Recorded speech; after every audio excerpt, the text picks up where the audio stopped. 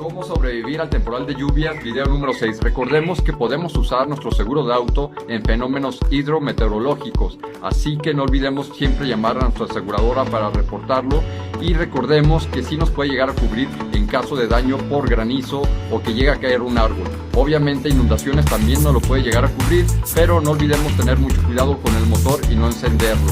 Así que usemos nuestro seguro, les recomiendo, en caso de que no tengan, échenme una llamada. Muchísimas gracias y los espero en un video más.